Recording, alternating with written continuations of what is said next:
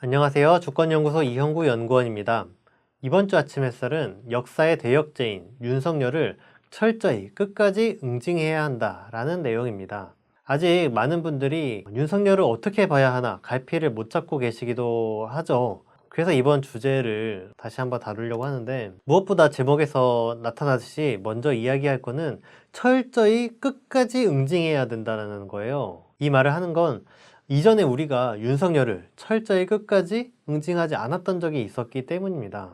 뭐냐면은 2019년 하반기에 검찰개혁 촛불이 있었지 않았습니까?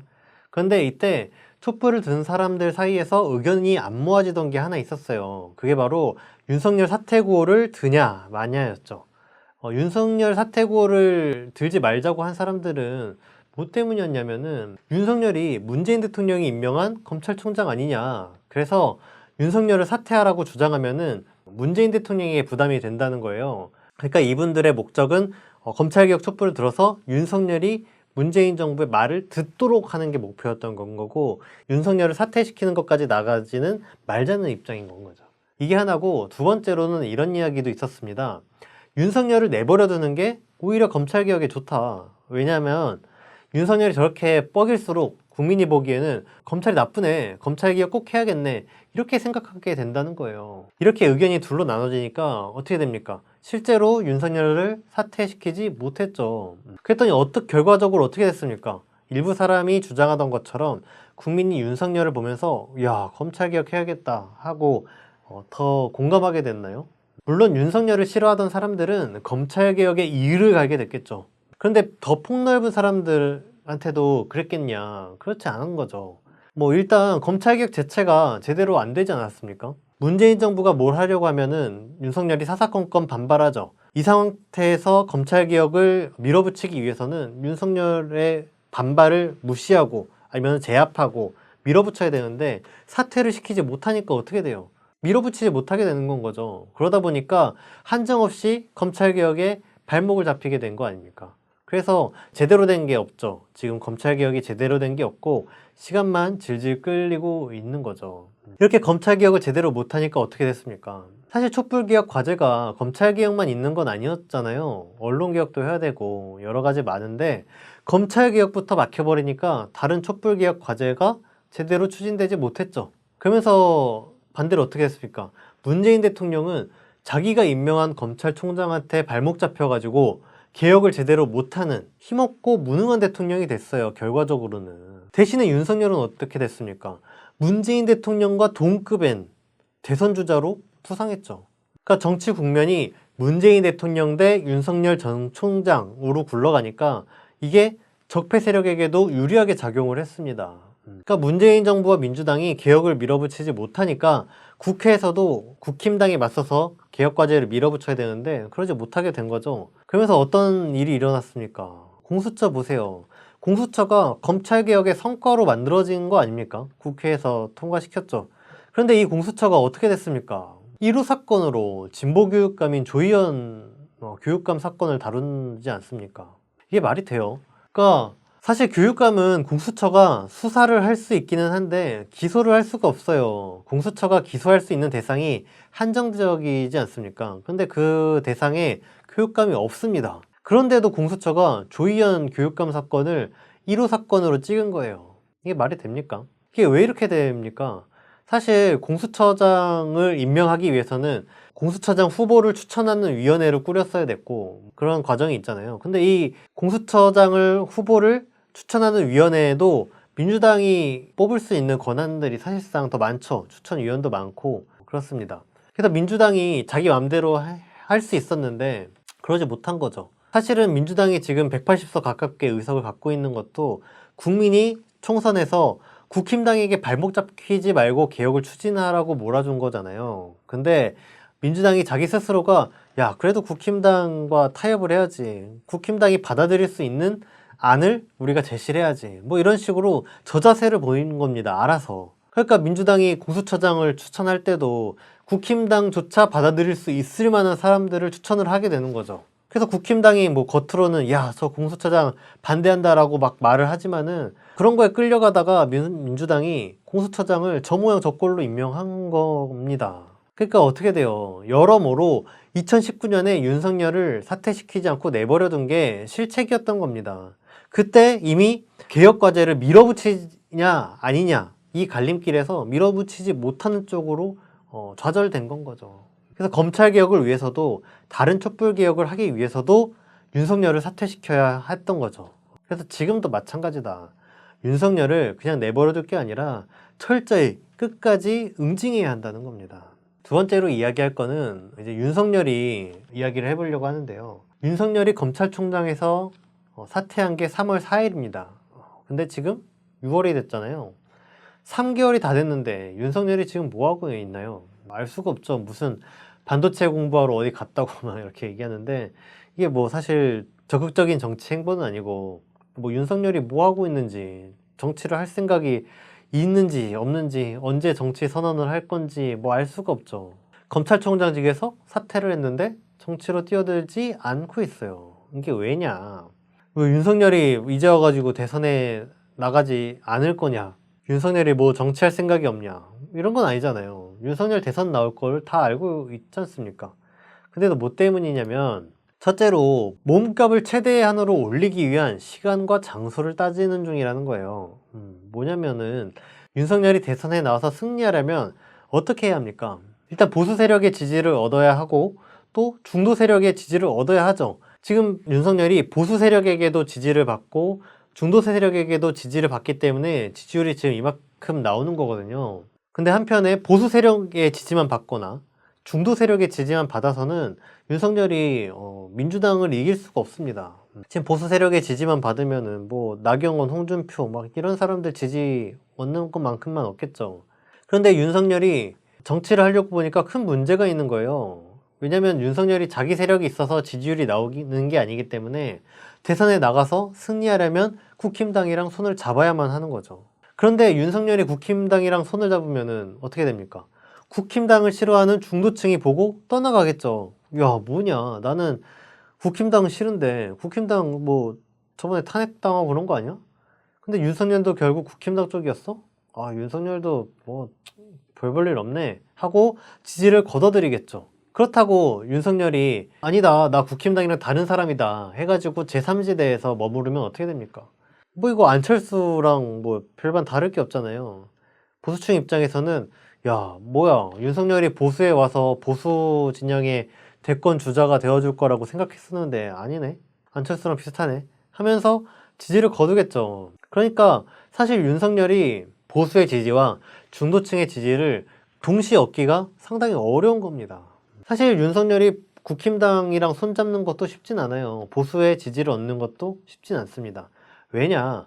윤석열이 박근혜를 수사한 수사팀장이었어요. 그래서 박근혜를 구속시키는데 기여를 했죠.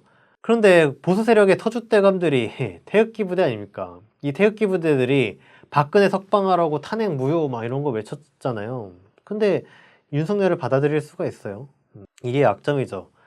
그래서 보수 진영에서 자꾸 윤석열을 공격하는 게 바로 이 지점인 거예요. 뭐 국힘당에서 대선 후보로 나가고 싶은 하는 사람들 있지 않습니까? 뭐 홍준표라든가 유승민, 주호영 뭐 이런 사람들이 자꾸 윤석열의 이 약점을 건드리는 거예요. 이런 사람들 입장에서는 윤석열이 적당히 지지자들을 끌고 와가지고 국힘당에게 헌납했으면 좋겠는데 그러니까 견제를 갖고 하는 거죠.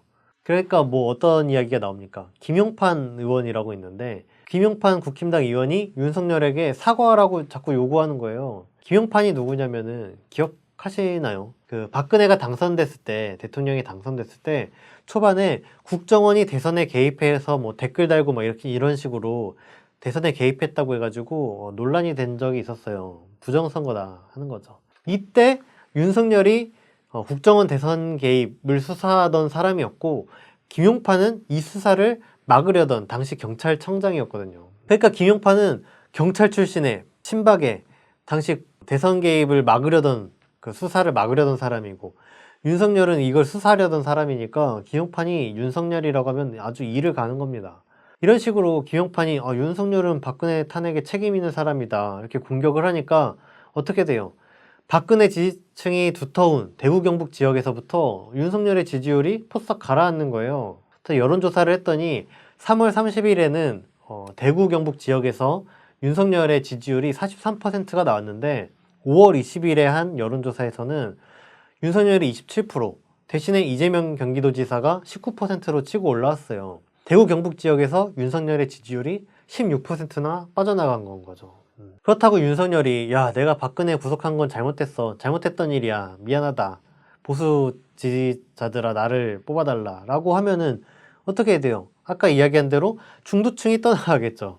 그렇다고 박근혜 구속한 게 뭐가 문제냐 라고 하면은 보수층이 떠나가고. 그러니까 이 논란을 넘어가는 게 쉬운 문제는 아닌 건 거죠. 보수와 중도 모두의 지지를 얻어야 대선에서 승리할 수 있는데 이걸 대체 어떻게 할 수 있을 거냐. 그 방법과 그 시점을 물색하느냐고 윤석열이 정치에 직접 본격적으로 뛰어드는 게 늦어지는 거죠. 묘안이 지금까지 나오진 않았으니까. 그래서 윤석열이 검찰총장직에서 내려온 후로도 3개월 동안 정치를 하겠다는 선언을 하지 못하고 있다. 이런 상황이 시사하는 바가 있어요. 뭐냐면은 보수 세력이 정말 이제 힘을 잃었다는 거죠. 보수 세력이 힘이 빠지고 보수 세력의 기반이 그만큼 허약하니까 지금 4.7 보궐선거 이겼다고 보수 세력이 자기가 힘이 있는 것처럼 국민의 지지를 얻는 것처럼 뻐기지만 실상 그렇지 않다는 거예요. 오죽하면 윤석열이 심사숙고하느냐고 출마 선언조차 하지 못하고 있는 상태다. 보수 세력이 만약에 국민의 지지를 얻고 힘이 있으면 어떻게 했겠습니까? 윤석열이 고민할 필요가 없잖아요. 그냥 나 출마하겠다. 그리고 나의 정책은 뭐 이런 저런 것들이다. 뭐 이런 거 내놓고 정치 행보를 하면은 국민들이 지지를 해주겠죠. 근데 보수 세력이 그만큼 힘이 없는 거예요. 왜냐? 국민이 보기엔 보수 세력은 곧 청산되어야 할 적폐 세력일 뿐인 건 거죠. 뭐 지금이라도 보수 세력이 국민을 위하는 좋은 정책이라도 내놓아서 국민의 마음을 돌려볼 수도 있겠죠. 이재명 경기도지사처럼 기본소득을 하겠다던가 아니면 남북관계, 남북관계에서 문재인 정부가 너무 뜨뜻미지근하다. 국힘당이 화끈하게 남북관계를 개선해서 평화통일 시대를 열겠다. 남북협력이 경제발전의 지름길이다. 뭐 이런 걸 하면은 국민들이 야 국힘당이 이제 바뀌었구나 라면서 지지를 해줄 수도 있겠죠. 하지만 뭐 국힘당이 그럴 수가 없잖아요.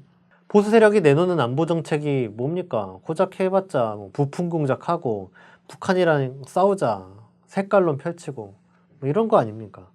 그런 게 요즘 같은 시대에 누가 따라가요? 경제 정책도 뭡니까? 국힘당이 내놓는 경제 정책이란 게 결국엔 미국 말 잘 듣고 미국이 하라는 거 잘하면 된다. 뭐 이런 미국 의존 정책이잖아요. 근데 그런 미국 의존 정책도 미국이 좀 잘 나가야 먹히든가 말든가 하죠. 미국이 지금 자기 살기도 바빠가지고 뭐 우리한테도 한미정상회담 할 때 미국에 투자해라 해가지고 40조 원을 투자를 받아가는 그런 걸 강요하는 형편 아닙니까? 그래서 보수 세력이 내놓을 수 있는 대안?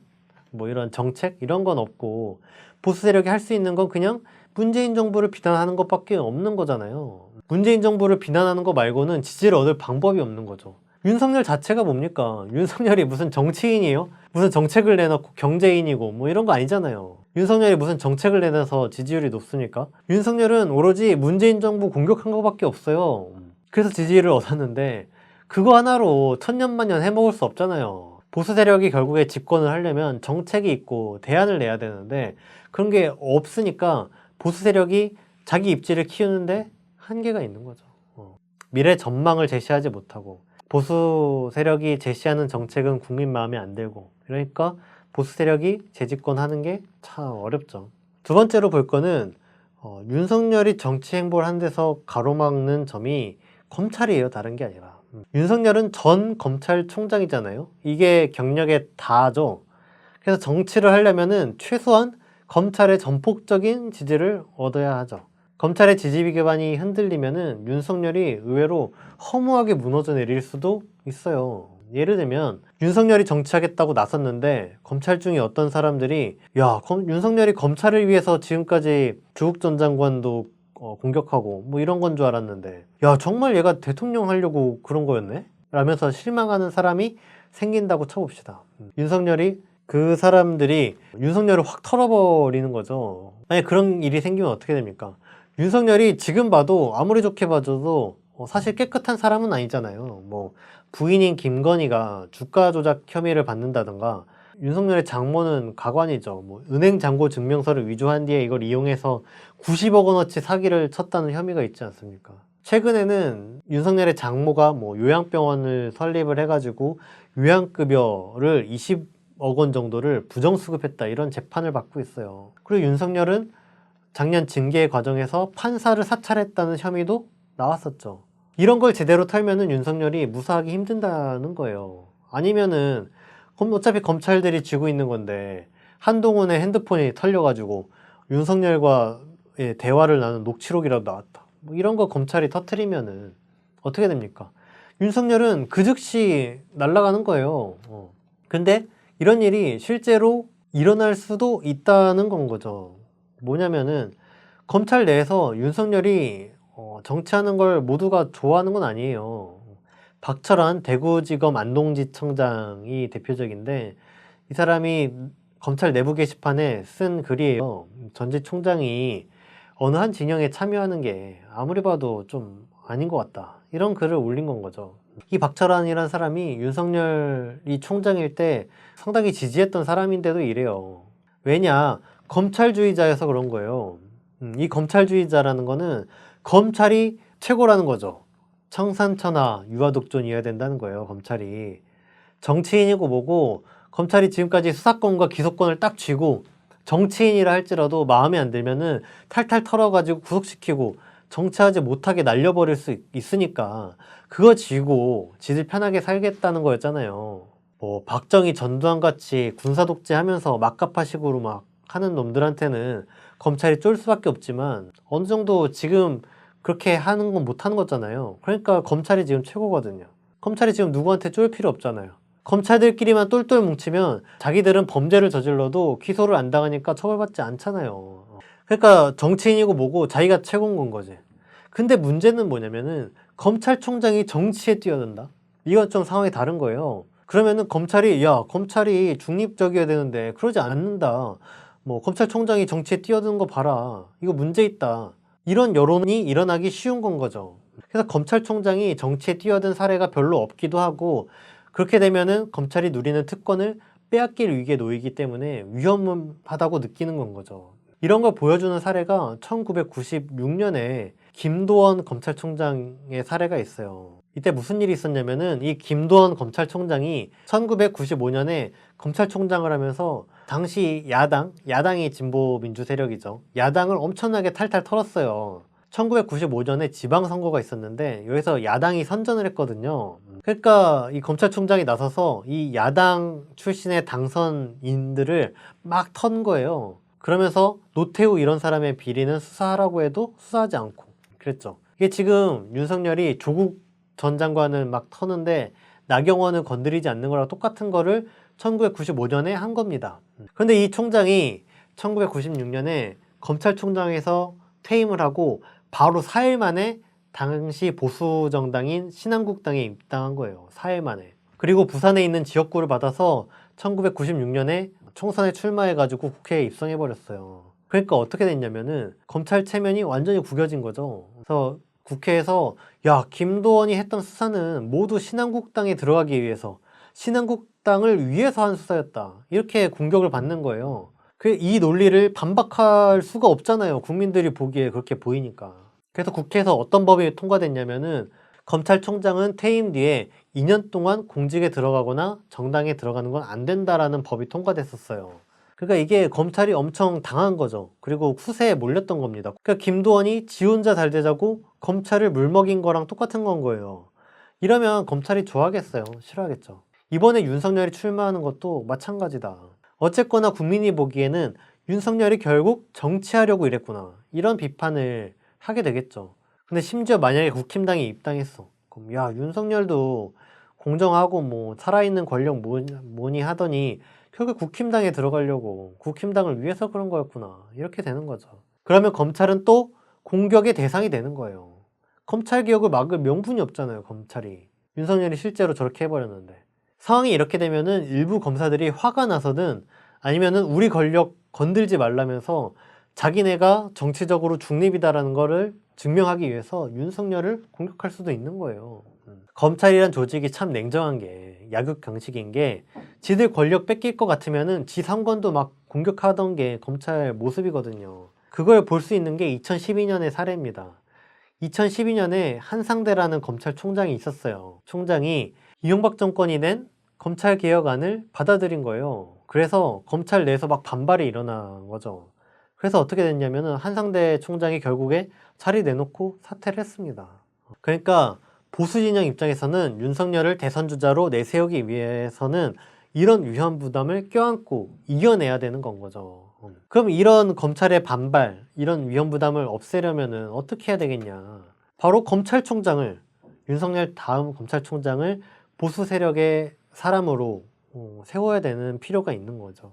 그래야 그 검찰총장이 수사를 하지 못하게, 윤석열을 수사하지 못하게 막아줄 수 있겠죠. 그래서 보수 세력이 지금 차기 검찰총장으로 내세우는 게 조남관입니다. 조남관. 지금 검찰총장 대행하고 있어요. 그런데 지금 검찰총장 지명자는 김호수입니다. 김호수는 조국 장관, 추미애 장관일 때 차관하던 사람이죠. 그러니까 보수 세력으로서는 불안한 거예요. 야, 만약에 일선 검사들이 반발해서 윤석열을 수사하려고 하면은 그때 검찰총장이 막아줘야 되는데 김호수가 정말 막아줄까? 불안한 거죠. 조남관이 검찰총장 되면 확실한데 싶겠죠.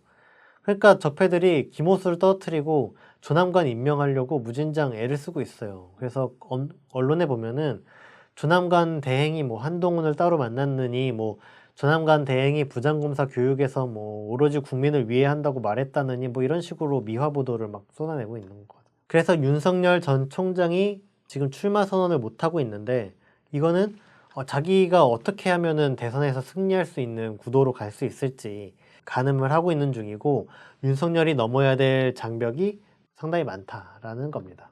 마지막으로 윤석열이 5.18 관련해서 발언을 했어요. 광주민주항쟁에 대해서 이야기를 했는데 많은 분들이 보셨겠지만은 뭐 이렇게 얘기를 했죠. 5.18은 41년 전에 끝난 게 아니라 현재도 진행 중이다 라면서 어떤 독재에도 분연히 맞서야 된다라고 이야기를 했어요. 윤석열이 독재라고 말한 거는 문재인 정부를 사실상 지칭하면서 비판한 거죠.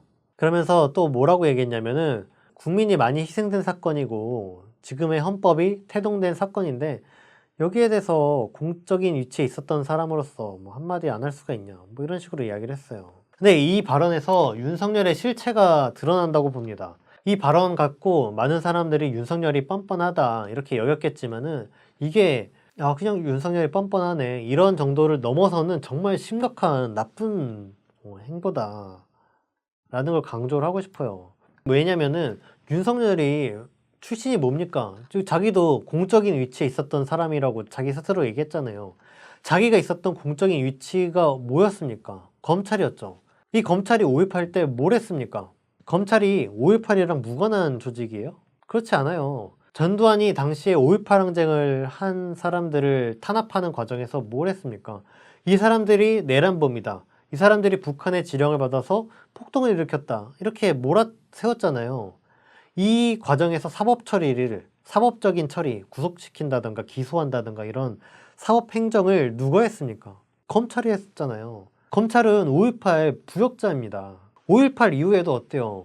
전두환 정권이 들어서고 5.18 학살의 진상을 감추려고 발악을 했던 게 검찰이에요. 그 대표적인 사례가 아람의 사건입니다. 아람의 사건이 뭐냐면은 몇몇 사람들이 5.18 학살의 진상을 알리는 유인물을 배포를 했어요. 이거를 막기 위해서 이 사람들이 속했던 친목단체를 반국가 단체로 몰아세워가지고 조작사건을 낸 겁니다. 뭐 때문에 그랬냐? 5.18 학살의 진상을 알리는 유인물을 배포했다고 해서 이 조작사건을 일으킨 거예요. 87년 6월 항쟁 이후에도 어떻게 했습니까? 검찰이 1995년에 전두환 노태우를 처벌하라는 여론이 높아서 검찰이 수사를 해보겠다고 막 나섰어요. 그러더니 어떻게 했냐? 결론으로 내놓은 게 성공한 쿠데타는 처벌할 수 없다 라면서 자기들한테는 공소권이 없다라고 결론을 내렸어요. 이게 뭐 하는 짓입니까?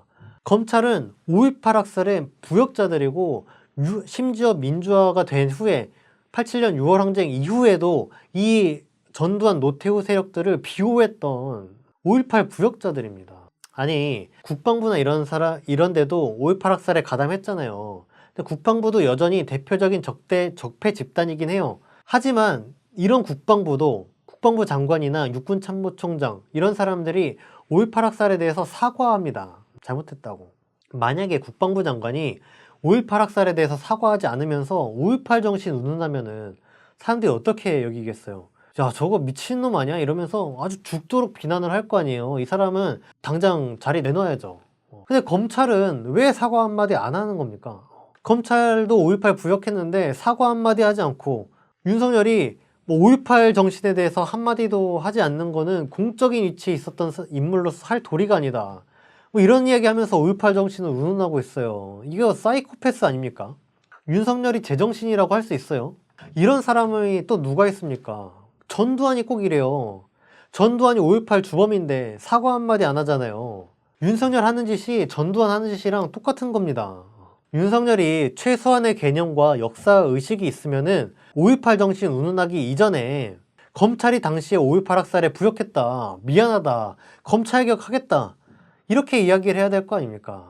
그리고 또 뭘 해야 돼요? 시간이 많이 지났지만은 혹시 5.18 당시에 부역했던 검사가 있으면은 이런 사람들 청산을 해야 된다. 그리고 뭐 5.18 때 부역했던 검찰총장 있잖아요. 이런 사람들은 지금 막 대검찰청 보면은 막 전직 검찰총장들 사진이 막 이렇게 걸려 있으면서 뭐 예우를 해주고 기념해주고 막 이럽니다. 이런 거 하지 말아야 되는 거죠.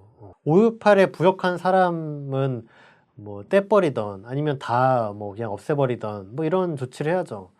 이런 5.18에 대한 사과, 반성, 그리고 바로잡는 이런 과정을 밟아야 됐던 건데 그런 걸 하고 난 뒤에서야 5.18 정신이 어쩌고저쩌고 운운할 수가 있겠죠. 근데 윤석열은 그러지 않았잖아요. 윤석열이 심지어 작년만 해도 광주에 갔다가 5.18 어머님들을 만난 적이 있어요. 만난 게 아니라 어머님들이 찾아갔죠.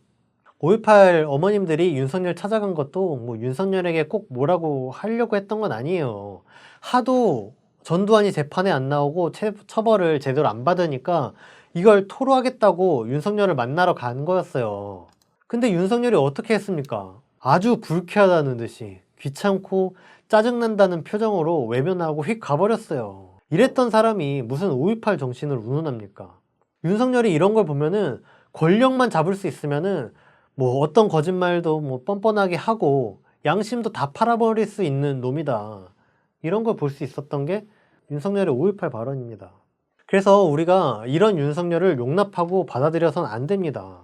윤석열은 촛불개혁을 진압하는데 선봉했었던 적폐 장수인 거예요. 촛불혁명을 뒤집는 쿠데타의 주범이고 역사의 죄인입니다. 그래서 온 국민이 나서서 윤석열을 철저히 단죄해야 된다고 생각합니다. 오늘 아침 햇살은 여기서 마무리하도록 하겠습니다. 시청해주셔서 감사합니다.